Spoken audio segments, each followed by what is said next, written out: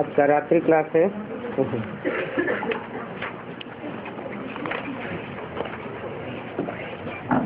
आज का प्रातः क्लास है 20 मार्च 1968। बाप बच्चों से पूछते हैं, तुम यहाँ बैठे हो, स्वदर्शन चक्रधारी तो हो ही नंबरवार पुरुषार्थ अनुसार, मूल वतन भी जरूर याद आता होगा बच्चों को, और ये भी जरूर याद आता होगा कि पहले पहले हम शांति धाम में रहने वाले हैं, फिर आते हैं सुख धाम में। ये तो जरूर अंदर में समझते होंगे। मूल वतन से लेकर ये सारा सृष्टि का चक्र कैसे फिरता है, ये भी बुद्धि में। इस समय हम हैं ब्राह्मण, फिर देवता, क्षत्रिय, वैश्य, शूद्र बनेंगे, पिछाड़ी में जाकर असुर बन पड़ते हैं। तो ये बुद्धि में चक्र चलना चाहिए। बच्चों को नॉलेज बुद्धि में है और बाप ने ही समझाया है, आगे नहीं जानते थे, अभी सिर्फ तुम ही जानते हो। दिन प्रतिदिन तुम्हारी वृद्धि होती रहेगी, बहुतों को सिखलाते रहते हैं, तो जरूर पहले तुम ही सुदर्शन चक्रधारी बनेंगे। यहाँ तुम बैठे हो, बुद्धि से जानते होंगे ये हमारा बाप है, सुप्रीम टीचर है, सिखलाने वाला है, उसने ही समझाया है हम 84 के चक्र कैसे लगाते हैं। बुद्धि में तो जरूर याद होगा ना। ये लेसन हर वक्त अच्छी रीति याद करना है, और लेसन कोई बड़ा नहीं है, सेकंड का लेसन है। बुद्धि में रहता है हम कहाँ के रहवासी हैं, फिर कैसे पार्ट बजाने आते हैं। 84 का चक्र है। सतयुग में इतने जन्म, त्रेता में इतने जन्म, तो ये चक्कर याद तो करेंगे ना। अपना जो पोजीशन मिला है, पार्ट बजाया है, वो भी जरूर बुद्धि में याद रहेगा।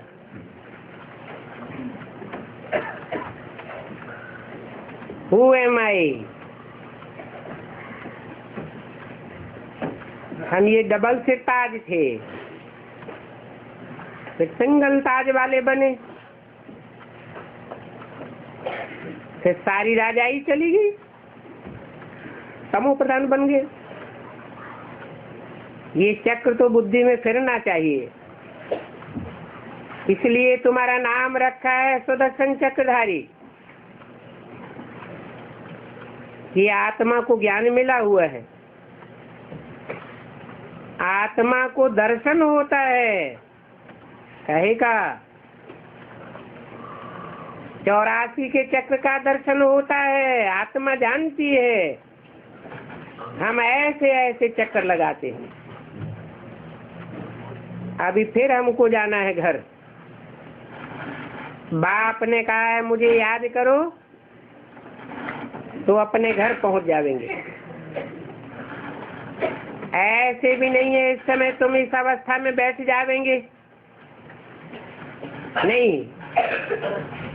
बाहर की भी बहुत बातें बुद्धि में आती रहती है, किसको क्या याद आता रहता होगा, किसको क्या याद आता होगा। यहाँ तो बात कहते हैं और सभी बातों को समेट करके एक को ही याद करो। श्रीमत मिलती है भगवान की, जो डायरेक्शन मिलती है उस पर चलना है। सुदर्शन चक्रधारी तुमको अंत तक मेहनत करनी है। पहले तो कुछ भी पता नहीं था, अभी बाप बतलाते हैं, उनको याद करने से सभी याद आ जाता है। जो कुछ भी पता नहीं था वो सब याद आ जाता है। अभी बाप बतलाते हैं, उनको याद करने से बुद्धि कितनी सालिम बन जाती है। और रचयिता और रचना के आज मध्य अंत का सारा राज बुद्धि में आ जाता है। ये तो सबक मिलता है, घर में भी याद कर सकते हैं। ये है बुद्धि से समझने की बात। तुम वंडरफुल स्टूडेंट हो। बाप ने समझाया है 8 घंटा भला आराम भी करो, 8 घंटा शरीर निर्वाह के लिए काम करो, क्योंकि वह शरीर निर्वाह का धंधा भी करना है और साथ में ये धंधा भी बाप दादा ने दिया है आप समान बनाने का।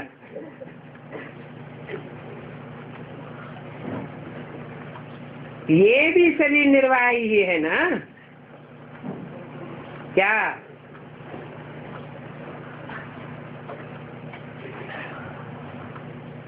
क्या शरीर निर्वाह है?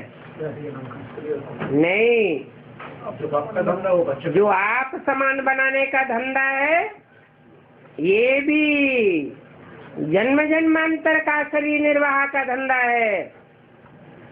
वो पेट का धंधा तो सिर्फ एक जन्म के लिए है,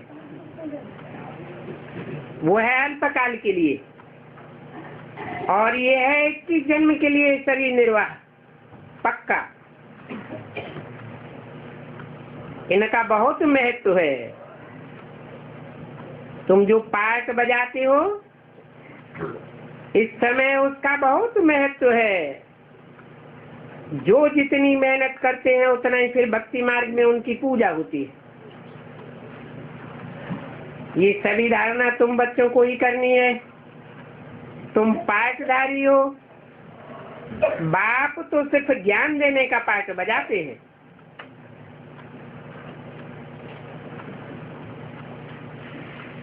बाप सुख दुख का पाठ नहीं बजाते, किसी से लेन देन का पाठ नहीं बजाते, कोई हिसाब किताब नहीं। शरीर निर्वाह के लिए भी तुम बच्चे पुरुषार्थ करेंगे, बाबा तो नहीं करेंगे, ये दादा करेगा, बाबा नहीं करेगा। वो तो आते हैं बच्चों को समझाने के लिए ये वर्ल्ड की हिस्ट्री ज्योग्राफी कैसे रिपीट होती है, चक्र कैसे फिरता है, ये बातें समझाने के लिए ही आते हैं। युक्ति से समझाते रहते हैं।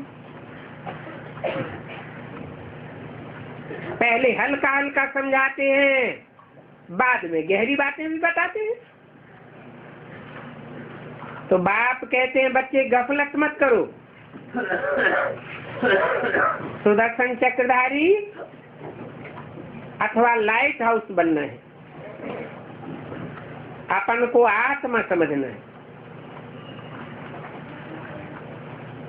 ये तुम तो जानते हो शरीर बिगड़ आत्मा पार्ट बजाए नहीं सकती है, पार्ट बजाने वाली आत्मा ही है। मनुष्यों को तो ये कुछ भी पता नहीं है। बल तुम्हारे पास आते हैं, अच्छा अच्छा भी कहते हैं, परंतु सुदर्शन चक्रधारी नहीं बन सकते। इसमें तो बहुत प्रैक्टिस करनी पड़ती है। सुदर्शन चक्रधारी बनने की प्रैक्टिस अच्छी हो तो तुम फिर वहां चले जाएंगे। जैसे कि तुम ज्ञान सागर हो जाते हो, स्टूडेंट पढ़ करके जैसे टीचर बन जाते हैं, टीचर बन करके फिर नॉलेज को पढ़ाते हैं और भी धंधे में लगते हैं। तुम्हारा धंधा ही टीचर बनने का है। टीचर बनना और टीचर बनाना, सभी को सुदर्शन चक्रधारी बनाओ। बाबा ने देखा है, बच्चों ने एक चित्र बनाया है, डबल सिर ताज राजाएं सिंगल ताज वाले के सिर कैसे बन जाते हैं। ये तो ठीक है, परंतु कब से कब तक डबल सिर ताज थे? फिर कब से कब तक सिंगल ताजदारी बने? फिर कब राज्य छीना गया? वो सारी डेट्स भी बताएं। 20 मार्च 1968 की वाणी का दूसरा पेज। ये तो बहुत बड़ा बेहद का ड्रामा है। ये तो निश्चय है हम फिर से देवता बनते हैं। अभी ब्राह्मण है, ये ब्राह्मण कुल इस संगम युग का है। ये किसी को पता नहीं है जब तक कि तुम न बताओ। ये है तुम्हारा अलौकिक जन्म। लौकिक और पारलौकिक। लौकिक से भी वर्षा मिलता है, पारलौकिक से भी वर्षा मिलता है। अलौकिक से वर्षा नहीं मिलता है। तो ये है अलौकिक बाप, जो इन द्वारा बाप तुमको वर्षा देते हैं। गाते भी हैं, हे प्रभु ऐसे कब नहीं कहेंगे हे प्रजापिता ब्रह्मा।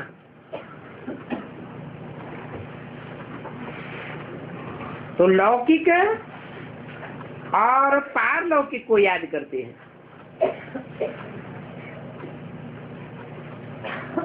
ये बातें कोई मनुष्य नहीं जानते हैं, तुम जानते हो। पारलौकिक बाप का है अविनाशी वर्षा, और लौकिक बाप का है विनाशी वर्षा। कैसे?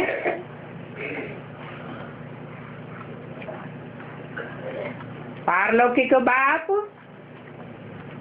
21 जन्म का तो पक्का वर्षा देते हैं, और फिर 21 जन्मों के आधार पर 63 जन्मों का भी हिसाब किताब बन जाता है।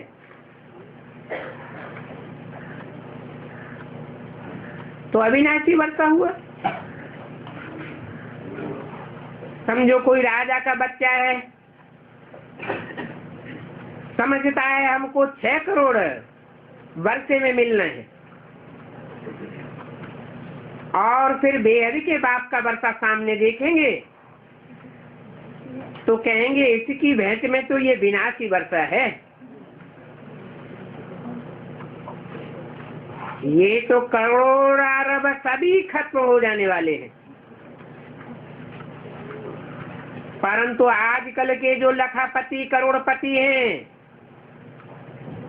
उनको माया एकदम चटकी हुई है।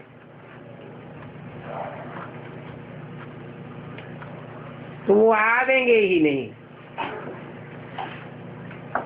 बाप है ही गरीब निवास।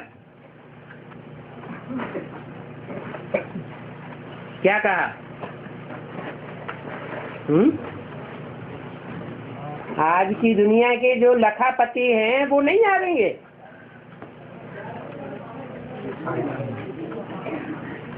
सत्तर साल पहले के लखपति और आज के हिसाब से करोड़पति, वो कोई ज्ञान में आते ही नहीं है, और आते हैं तो कच्चा ज्ञान उठाते। कच्चा ज्ञान उठावेंगे तो अधूरी पहचान होती है। अधूरी पहचान होने के कारण इस जन्म में प्रैक्टिकल जीवन में बाप से वर्षा नहीं ले सकते।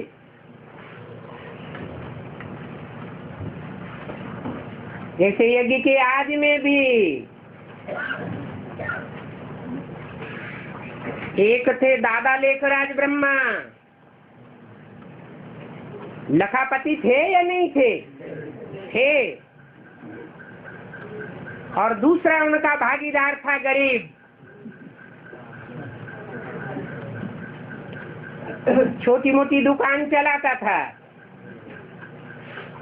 परंतु दुकान चलती नहीं थी। बाबा ने उनको अपनी दुकान में भागीदार बनाई दिया। पहले नौकर था। तो दोनों हस्तियां थी। फिर प्रैक्टिकल जीवन में वर्षा किसको मिलता है? गरीब को वर्षा मिलता है, लखपति को वर्षा नहीं मिला।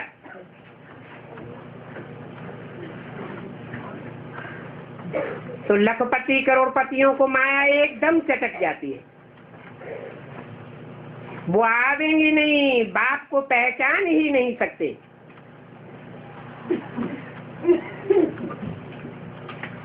ब्रह्मा ने भी बाप को नहीं पहचाना। प्रैक्टिकल जीवन में पहचाना क्या? नहीं पहचाना। बाप है ही गरीब निवाज। भारत भी गरीब है। भारत में मनुष्य भी बहुत गरीब साधारण है। अभी तुम पुरुषार्थ कर रहे हो बहुतों का कल्याण करने के लिए। अक्सर करके बीमारों को वैराग्य होता है। ऐसा जीना किस काम का? सोचते हैं ऐसा कोई रास्ता मिले जो हम मुक्ति धाम चले जाए। इस त्रास से, इस दुख से छूट जावे। दुख से छूटने के लिए ही मुक्ति आदि मांगते हैं। सतयुग त्रेता में तो मांगते ही नहीं है। क्यों? सतयुग त्रेता में मुक्ति क्यों नहीं मांगते? क्योंकि वहां दुख होता ही नहीं है। ये सभी बातें अभी तुम समझते हो। आगे चल के और भी वृद्धि को पाते रहेंगे। बाबा के बच्चे कितने ढेर हो जाएंगे। जो भी सूर्यवंशी चंद्रवंशी देवता बनने वाले हैं वो ही आकर के ज्ञान लेंगे नंबरवार पुरुषार्थ अनुसार। कितने आकर के ज्ञान लेंगे? ये बुद्धि और कोई में है ही नहीं। और ये ज्ञान सिवाय बाप के और कोई दे भी नहीं सकता। अभी तुम कोई भी सन्यासी गुरु के पास नहीं जावेंगे। क्या कहा?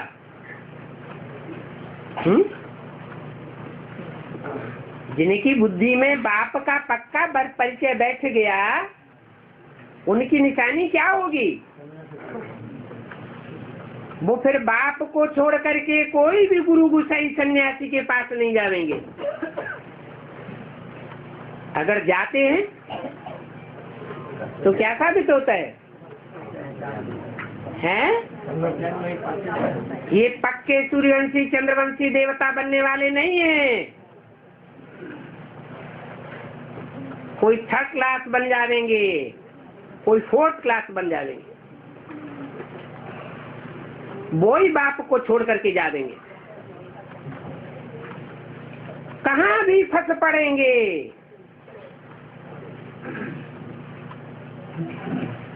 हम तो बेहद के बाप को छोड़ करके कहाँ भी नहीं जाएंगे। जो सच्चे सच्चे बच्चे हैं उन्हीं की ये बात है, जिनका बाप दादा से पूरा प्यार है।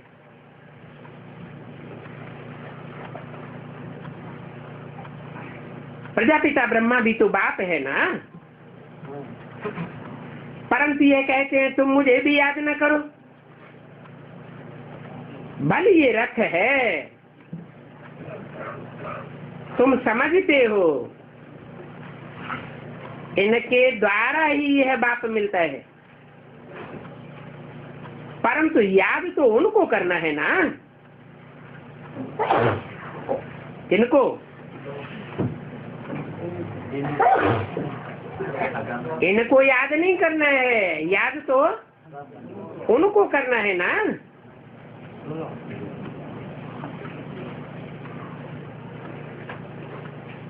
ये तो जहां तक जिएंगे तहां तक ये रथ कायम रहेगा, और नहीं जिएंगे तो रथ भी कायम नहीं रहेगा। तुम्हारी तो सगाई हो गई तो तुम बच्चों को सिखलाते रहते हैं, समझते हो ये नॉलेज तो बहुत सहज है, बाकी पावन बनने में ही माया विघन डालती है। बाप को याद करना भूल जाते हैं, कोई भी बात में गफलत की तो बस गफलत करने से ही हारते हैं ना। इसका मिसाल बॉक्सिंग से अच्छा लगता है। दो पहलवानों में बॉक्सिंग होती है ना, थोड़ी सी गफलत हुई और ये लगा घूसा। बॉक्सिंग में एक दो पर जीत पहनते हैं, लड़ाई होती है। कुश्ती को लड़ाई नहीं कहेंगे, वो कुश्ती अलग चीज है, ये बॉक्सिंग की बात है। बच्चे जानते हैं माया एकदम भुलाई देती है। बाप कहते मीठे मीठे बच्चे अपन को आत्मा समझो,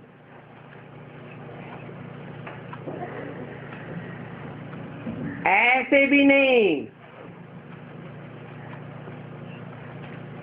कि सारा दिन आत्मा समझो।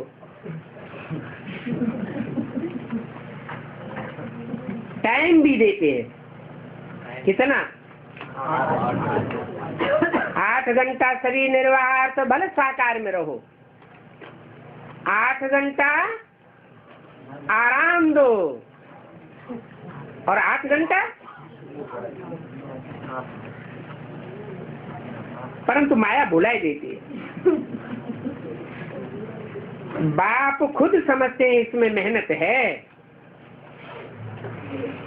बाप युक्ति तो बहुत बताते हैं, हम आत्मा हैं, एक शरीर छोड़ दूसरा हम पायक बजाते हैं, है? हम आत्मा बेहद के बाप के बच्चे हैं। ये अच्छी रीति पक्का करना चाहिए क्या है? हम आत्मा कोई हद के बाप के बच्चे नहीं हैं, अलौकिक बाप के भी बच्चे नहीं हैं, पारलौकिक बाप के अविनाशी बच्चे हैं। वो बेहद का बाप है। बाबा फील करते हैं कि माया इनकी भी बुद्धि को तोड़ देती है। क्या इनकी क्यों? इसकी बुद्धि को तोड़ देती है या इनकी बुद्धि को तोड़ देती है?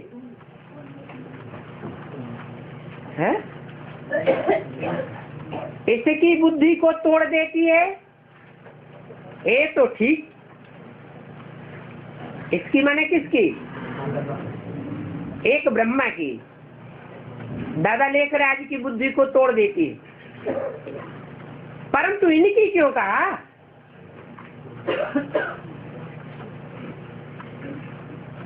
टेम्परेरी रथ को ले लिया होता तो ठीक, मुकर्रर रथ को भी ले लिया,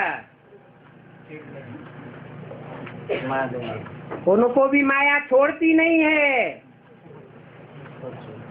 बुद्धि तोड़ देती है। नंबरवार तो है ही। तो इस हिसाब से राजधानी बनती है। किस हिसाब से? राजधानी में फिर अंबल नंबर कौन हुआ है? अव्वल नंबर तो नारायण ही हुआ। सभी एक रस हो जाए तो उसको राजा ही नहीं कहेंगे। यहाँ तो राजा रानी प्रजा साहूकार सब बनने वाले हैं। और ये बातें तुम्हारे सिवाय दुनिया में किसी को भी पता नहीं है कि हम अपनी राजधानी स्थापन कर रहे हैं। और तुम्हारे में भी जो अनन्य हैं उनको याद रहता है हम अपनी राजधानी स्थापन कर रहे हैं। ये बात भूलना नहीं चाहिए। बच्चे समझते हैं कि हम भूल जाते हैं। नहीं तो बच्चों को बहुत खुशी रहनी चाहिए। हम विश्व के मालिक बनते हैं और पुरुषार्थ से ही बना जाता है। सिर्फ कहने मात्र की बात नहीं है। बाप तो आने से ही पूछते हैं बच्चे, सुखधाम याद है? सुदर्शन चक्रधारी होकर के बैठे हो। ये बाप भी सुदर्शन चक्रधारी है ना? कौन सा बाप है? कौन सा बाप सुदर्शन चक्रधारी है? पार्वती बाप सुदर्शन चक्रधारी है। वो 84 के चक्र में आता है? आता ही नहीं। बेहद के दो बाप हैं।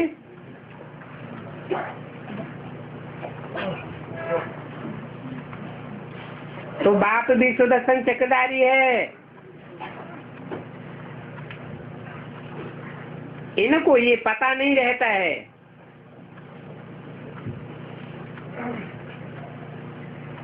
कि इन्हों को ये ज्ञान किसने दिया? लक्ष्मी नारायण को। इस ज्ञान द्वारा इन्होंने ये पद पाया है।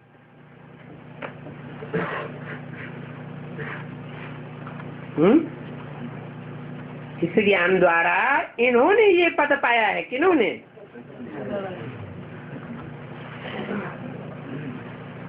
मनुष्य तो जैसे जंगली आदमी है,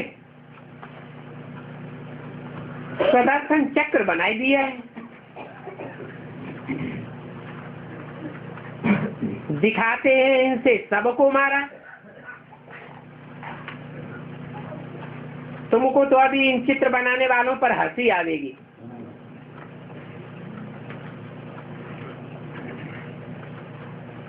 कि रथ के पहिए से चक्र कैसे घूमेगा?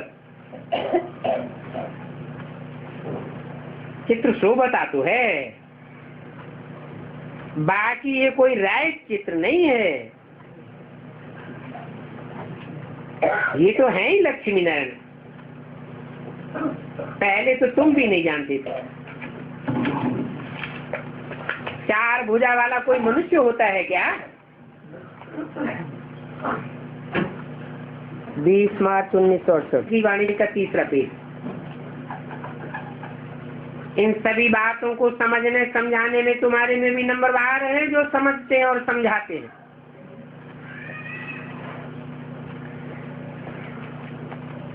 नेपाल में भी अष्टमी पर छोटे बच्चे को शिकार करना सिखाते हैं।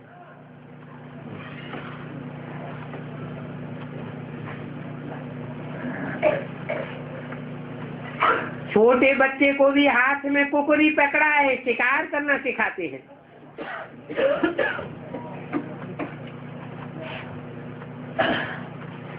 कुकड़ी को ऐसे खत्म कर देते हैं। उनसे बड़ा बच्चा होगा तो बतख को मारेंगे, और उनसे भी बड़ा होगा तो पारा उठाते हैं। फिर एकदम अलग हो जाना चाहिए। क्या मतलब? नेपाल का ही मिसाल क्यों दिया?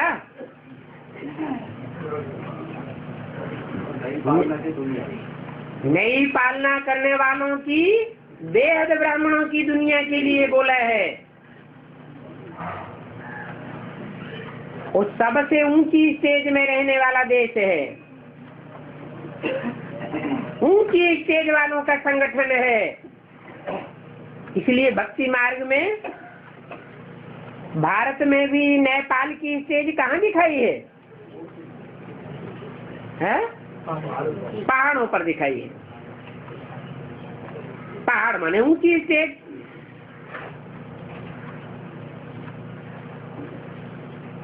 छोटा बच्चा होगा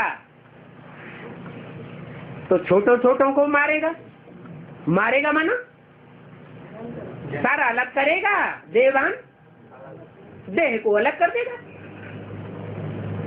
आत्मा अलग और देह अलग समझने लग पड़े। उससे बड़ा होगा तो बड़ा खांडा उठा देगा। खांडा कहो, तलवार कहो, कुकरी कहो, बात एक ही है। और सर और धड़ एकदम अलग हो जाना चाहिए। क्या मुसलमान मारते हैं तो हलाल करना पसंद करते हैं, धीरे धीरे करके मारते हैं। और नेपाल में ये मारना बहुत अच्छा समझते हैं, एक झटके से खत्म हो जाए। उनको कहते हैं झटको, नहीं तो बदतोड़ समझते हैं। जैसे कलकत्ते में बकरी को मारते हैं महाकाली के मंदिर में, उनको फिर महाप्रसाद समझते हैं।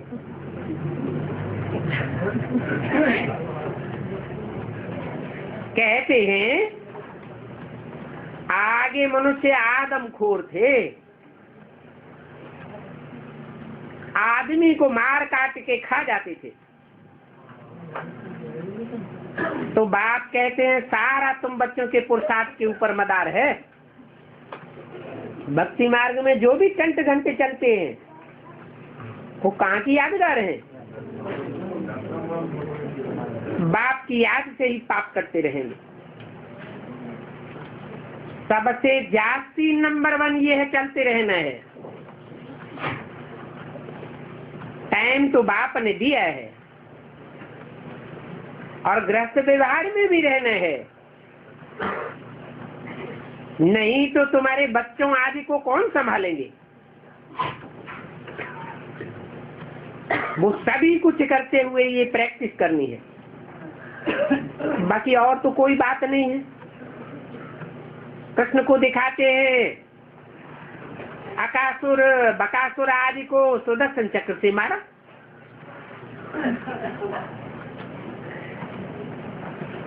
अब कोई ऐसा रथ का पहिया नहीं होता है जिससे कोई असुरों को मारा जा सके। तो असलियत क्या हुई?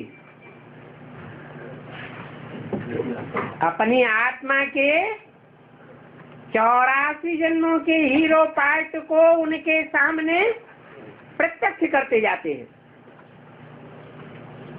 उन आसनों को समझ में आता जाता है कि हमारा नीचा पार्ट है और इनका ऊंचा पार्ट है। इन्फीरियरिटी कम्प्लेक्स आ जाता है। तो देवान मरता है या बढ़ता है? देवान मर जाता है। अभी तुम ये बातें जानते हो कि कोई चक्कर आज घुमाने की बात नहीं है। ये तो अपने 84 जन्मों के चक्र को स्मृति में लाने की बात है। और ये स्मृति में तो तब ही आएगा जब तुम योग बल में रहेंगे। अपन को आत्मा समझते हुए बाप को याद करेंगे। हथियार आदि की कोई बात नहीं है। तो देखो उन मनुष्यों गुरुओं की समझाने में और बाप की समझाने में कितना फर्क है। ये बातें तो बाप ही समझाते हैं, वो मनुष्य गुरु तो स्थूल अर्थ उठाए लेते हैं। मनुष्य को वास्तव में समझाए भी नहीं सकता। क्या शास्त्रों का असली अर्थ है मनुष्य को नहीं समझा सकता। क्यों नहीं समझा सकता? क्योंकि मनुष्य सब मन वाले हैं, सबका मन चंचल होता है। चंचल मन से जो भी सोचते हैं, जो भी करते हैं, वो विकार ही करते हैं, विकृति कर देते हैं। कर्म के बजाय विकर्म बन जाता है। तो मनुष्य को नहीं समझा सकते, फिर कौन समझा सकता है?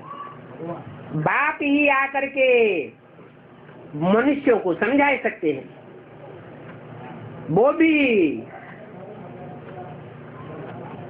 जो जानवर बुद्धि है, उनकी बुद्धि में फिर भी नहीं बैठता।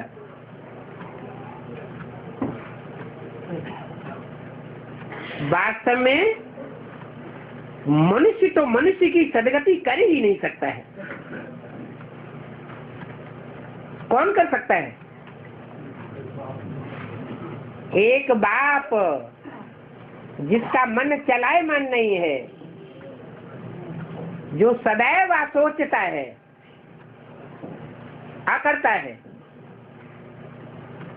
वो मनुष्यों की सदगति कर सकता है, प्राणी मात्र की सदगति करता है। रचयिता और रचना के आदि मध्यंत का राज कोई दुनिया में समझा ही नहीं सकता। सुदर्शन चक्र का अर्थ क्या है? तो अभी तुमको बाप ने समझाया। शास्त्रों में तो कहानियां ऐसी बनाई है जो बात मत पूछो।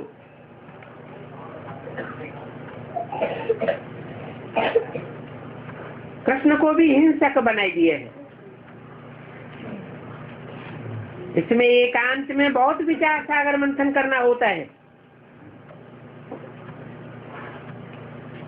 कि आज की पाप की दुनिया के साधु संत महात्माएं, पंडित विद्वान आचार्य कोई को हिंसा करना नहीं सिखाते हैं,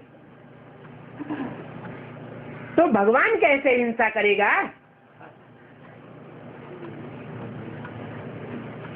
इन बातों में एकांत में बहुत विचार सागर मंथन करना होता है।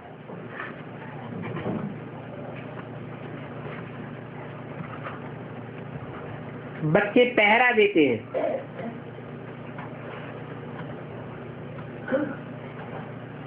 अमृत वेले, वो टाइम तो बहुत अच्छा है, उस टाइम तो बहुत याद कर सकते हैं। बाप को याद करते रहे, सुदर्शन चक्र फिराते रहे।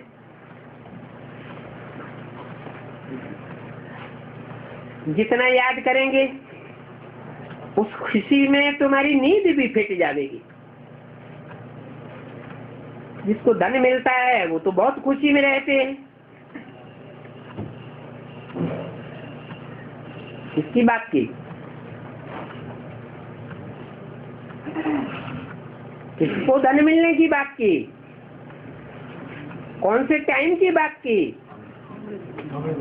अमृत वेले जिनका पहरा देने का टाइम है, या बेहद के प्रहरी बन करके रहते हैं, उनके लिए बोला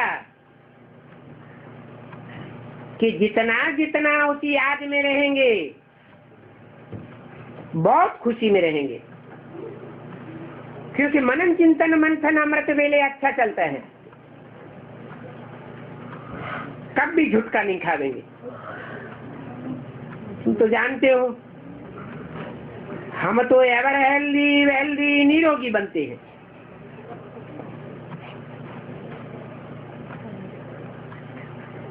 एवर हेल्दी माना ब्राह्मण एवर हेल्दी कैसे बनते हैं? माया की कोई बीमारी न लग सके तो क्या कहेंगे? एवर हेल्दी ब्राह्मण। और एवर हेल्दी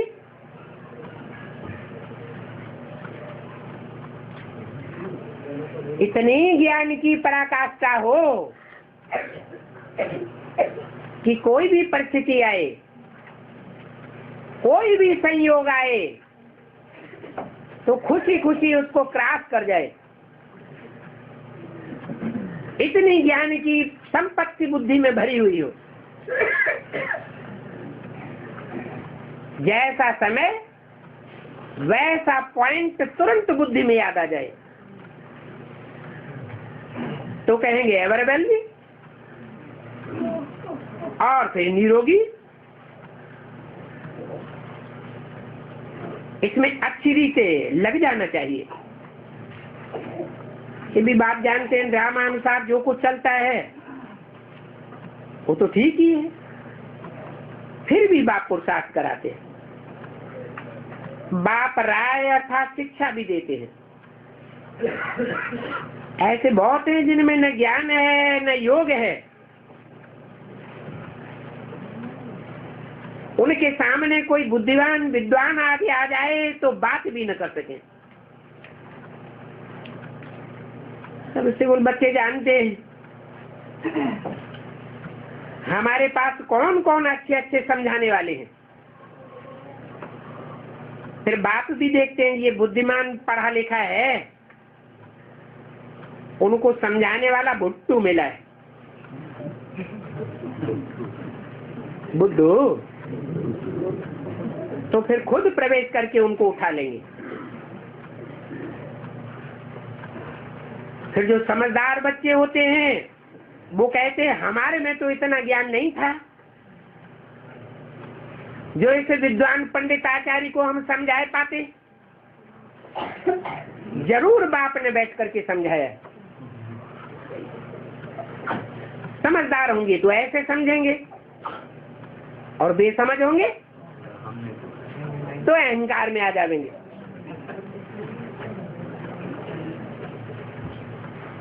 कोई कोई इतना अहंकार आ जाता है, अहंकार नीचे गिरा देता है।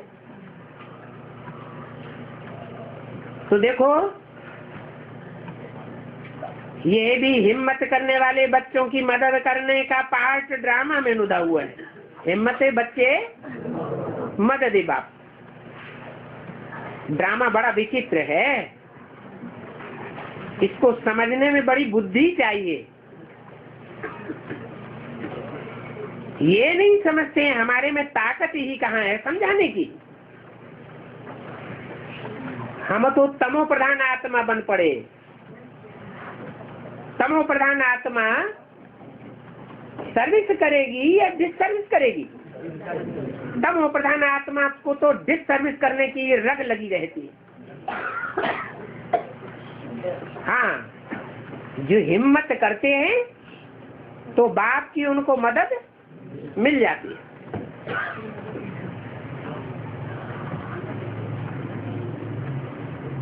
तो 4 बच्चे हैं, वो तो सच सच बतलाते हैं। कोई तो झूठ ही झूठ बोलते रहते हैं।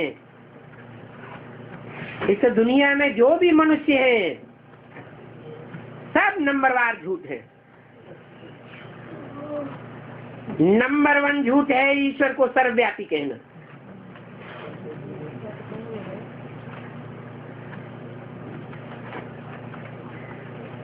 इस झूठ की भी शूटिंग कहाँ होती है? ब्राह्मणों की दुनिया में है। ब्राह्मणों की दुनिया में ईश्वर को सर्वव्यापी समझने और कहने की शूटिंग होती है क्या? होती है? नहीं होती। कैसे?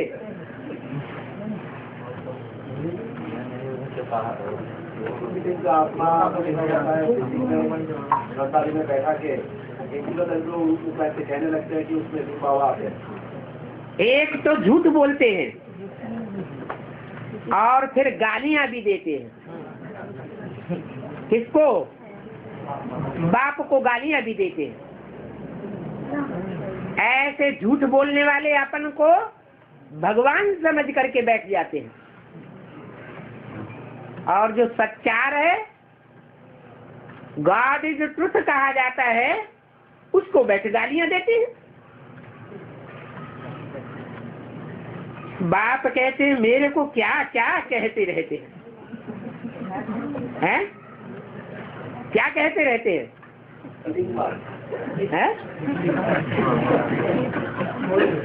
कहते हैं कोई बड़ा हत्यारा आया हुआ, ये कोई बड़ा राक्षस है। अरे मैं एवर गोरा, मेरा चित्र भी काला बनाए देते हैं। कौन सा चित्र है? शिवलिंग। शिव तो बिंदु को कहा जाता है, और लिंग जिस शरीरधारी में प्रवेश करते हैं, जो याद में ऐसी स्टेज बनाता है कि इंद्रियों का जैसे भान ही नहीं रहता।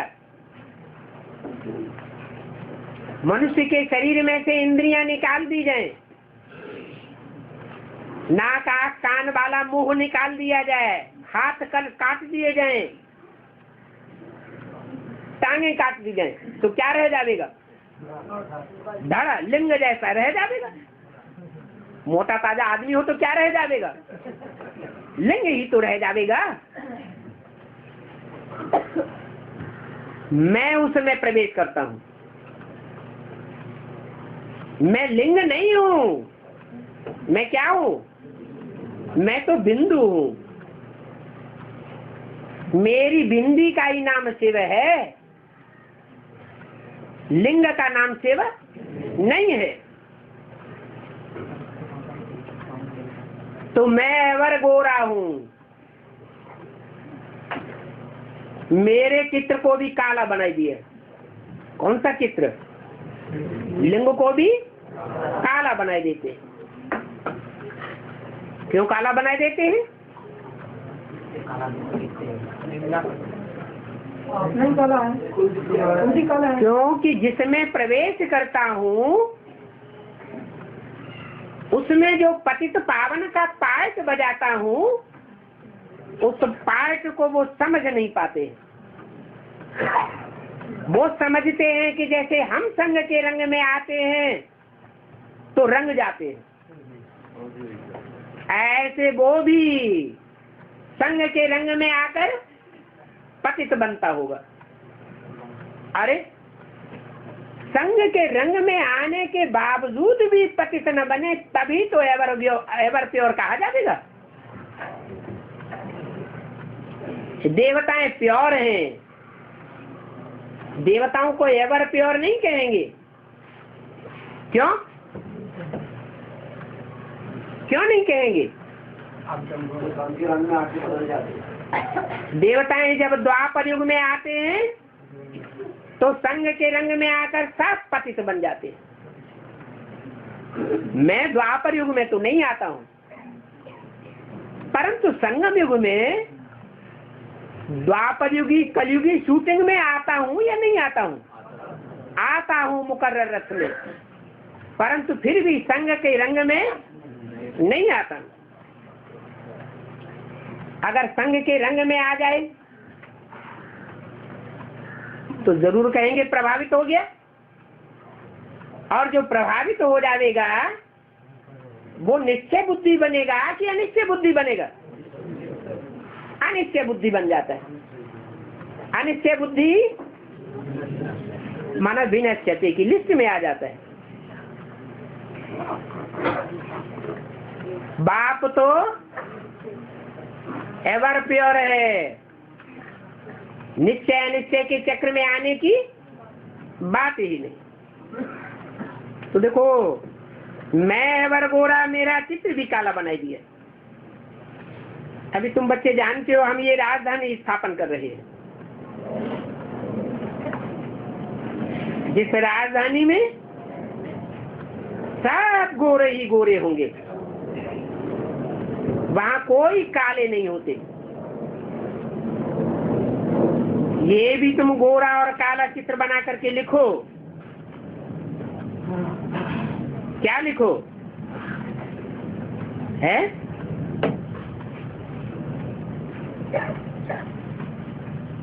लिखो कि 84 जन्म काम चिच्छा पर बैठे ऐसे काले बन गए हैं। ऐसे क्यों बोला? 84 जन्म काम चिच्छा पर बैठते हैं क्या? कितने जन्म बैठते हैं? 63 जन्म ही तो बैठते हैं। फिर 84 जन्म क्यों कहा है?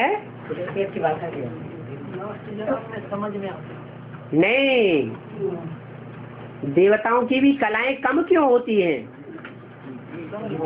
ऊपर से आत्माएं जो दूसरे धर्मों में कन्वर्ट होने वाली आत्माएं, कच्ची आत्माएं उतरती हैं, उनके संग के रंग में आते हैं या नहीं आते हैं?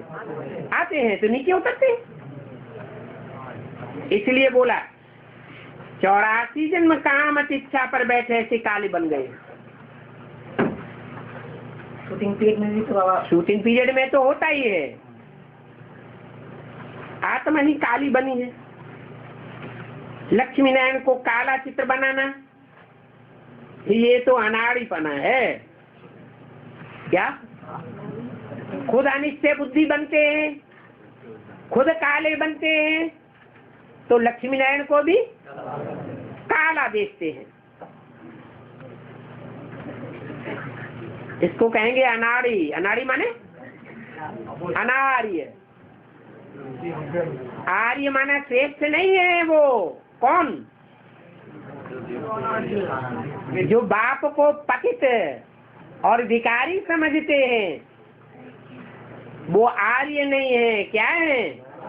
अनाड़ी है। ये नहीं समझते हैं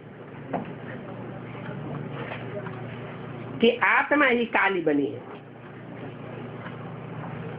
ये तो सतयुग के मालिक थे, गोरे थे, फिर बाद में काम चिच्छा पर बैठ सांवरे बनते हैं। आत्मा ही पुनर्जन्म लेते लेते तमो प्रधान बनी है।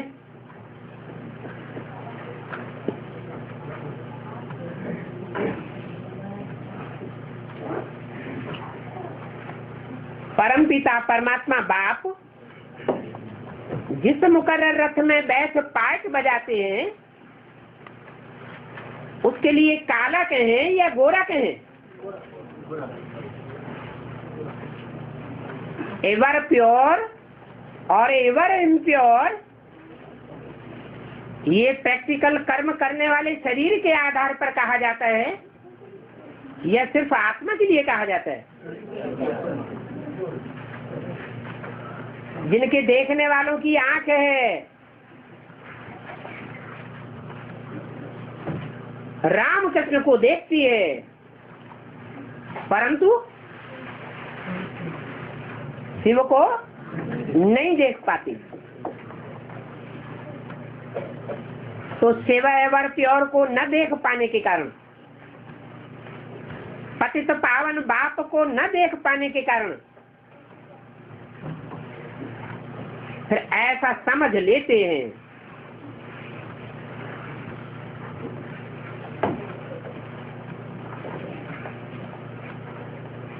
तुम हंसी कुड़ी में पूछ सकते हो, इन लक्ष्मी नारायण को कहाँ गोरा और कहाँ काला क्यों दिखाते हो?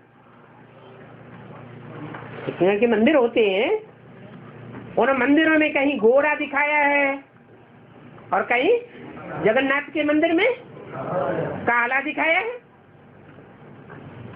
क्यों काला दिखाते हो? कारण क्या है? या तो लक्ष्मी नारायण गोरे होंगे या तो लक्ष्मी नारायण काले होंगे। दोनों कैसे हो सकते? ज्ञान तो है नहीं। जिन्होंने चित्र बनाए हैं उन चित्र बनाने वाले भक्तों में ज्ञान था क्या कि सुप्रीम सोल इनमें प्रवेश करके पार्ट बजाते हैं, एवर प्योर का पार्ट बजाता है। जो एवर प्योर होगा वही तो ऐसा पार्ट बजाएगा। एवर इम्प्योर में एवर प्योर पार्ट बजाता है। ज्ञानी किसको देखेगा? ज्ञानी ज्ञानदाता को देखेगा, और जो अज्ञानी होगा किसको देखेगा? ब्रह्मा को देखेगा, प्रजापिता ब्रह्मा को देखेगा। बाप कहते हैं ये रामकृष्ण की आत्माएं तो आखिरी जन्म में क्या बन जाती है? पत्थर बुद्धि बन जाती है।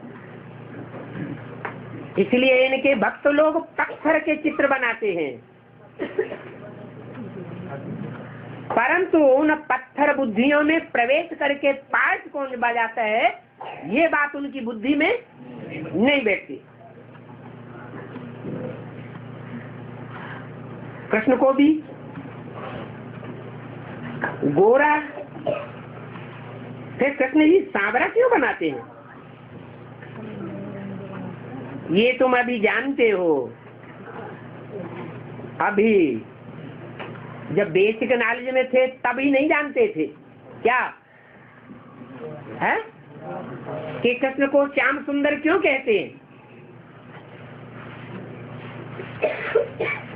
बेसिक में क्या समझते थे?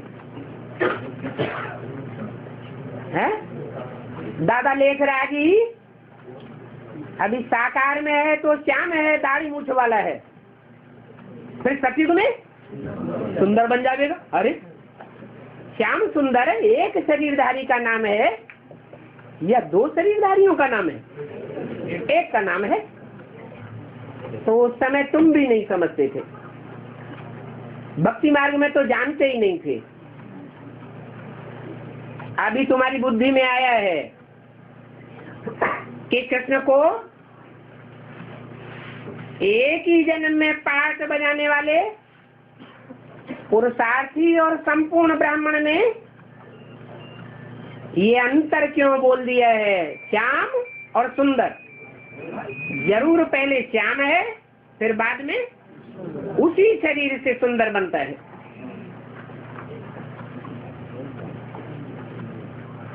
गावड़े का छोरा जरूर सांवरा होगा, है? पढ़ा लिखा कौन होता है, शहर वाला या गावड़े का? बड़े बड़े स्कूल गाँवों में होते हैं या बड़े बड़े शहरों में होते हैं? गावड़े का छोरा तो जरूर सांवरा होगा। अभी तुमको ज्ञान का तीसरा नेत्र मिला है। गोरा और सांवरे का ज्ञान तुम्हारी बुद्धि में आ गया है। बाप जब आते हैं तो सांवरे को गोरा बनाते हैं, रावण काला बना देता है।